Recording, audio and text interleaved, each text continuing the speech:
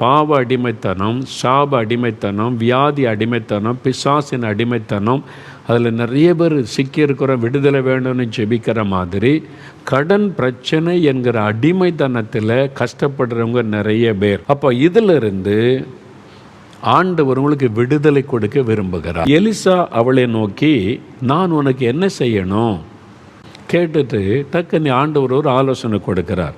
வீட்டில் உன்னிடத்தில் என்ன இருக்கிறது சொல் என்று கேட்டான். உன்கிட்ட என்ன இருக்குது? ஒரு குடம் எண்ணெய் அல்லாமல் உமது அடியாள் வீட்டில் வேறு ஒன்றும் இல்லை என்றாள்.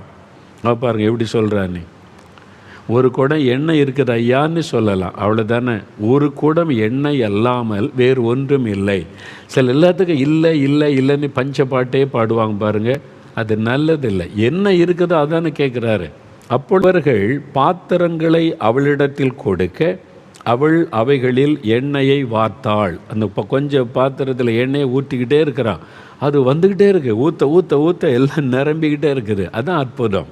அதான் ஆண்டவர் செய்கிற இயற்கைக்கு மேற்பட்ட அற்புதம். நீங்கள் சொன்ன மாதிரி செஞ்சேன், பாத்திரெல்லாம் நிரம்பி விட்டதுன்னு சொன்னாள்.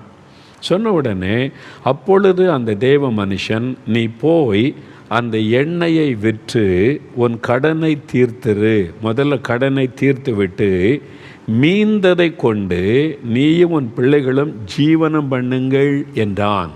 கடனை அடைக்கிறதுக்கு மட்டும் ஆண்டவர் உதவி செய்யாமல் இனிமேல் கடன் இல்லாமல் வாழுவதற்குரிய ஆசீர்வாதத்தையும் தேவன் கொடுத்து விட்டார். அதான் ஆண்டவர், அதான் கர்த்தர். எப்படி ஆண்டவர் அற்புதம் செய்தார் பார்த்தீங்களா? உங்களுக்கு செய்வார். இன்றைக்கி கடன் பிரச்சனை அகப்பட்டிருக்கிறீங்களா? என்ன செய்துன்னு தெரியாமல் கலங்கி கொண்டிருக்கிறீங்களா? ஆண்டவர் அற்புதம் செய்வார். அப்போ இந்த கடன் பிரச்சனை விடுதலை அடையணும் அப்படின்னு சொன்னால் முதலாவது விசுவாசிக்கணும். ஆண்டவரை எவ்வளோ பெரிய கடனாக இருந்தாலும் இயேசு எங்களுக்கு, எங்கள் குடும்பத்துக்கு விடுதலை தருவார்.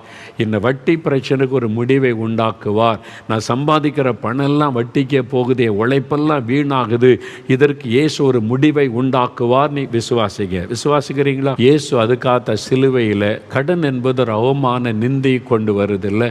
இயேசு சிலுவையிலே நம்முடைய அவமானங்களை சுமந்தார், நிந்தைகளை சுமந்தார், நமக்காக பாடுகளை ஏற்றுக்கொண்டார். இந்த கடன் பிரச்சனை என்கிற நிந்தை, அவமான பாடுகளிலிருந்து விடுதலை கொடுக்கவும் இயேசு சிலுவையில் தன்னை பலியாய் கொடுத்தார். அதை விசுவாசித்து, இயேசுவே எங்கள் கஷ்டம் உங்களுக்கு தான் தெரியும், எவ்வளோ பெரிய அவமான நிந்தை நெருக்கத்துக்குள்ளே நாங்கள் இருக்கிறோம், நீங்கள் தான் விடுதலை தர முடியும், எனக்கு உதவி செய்யுங்கன்னு ஜெபிச்சு பாருங்கள், உங்களுக்கு ஒரு வழி திறக்கப்படும்.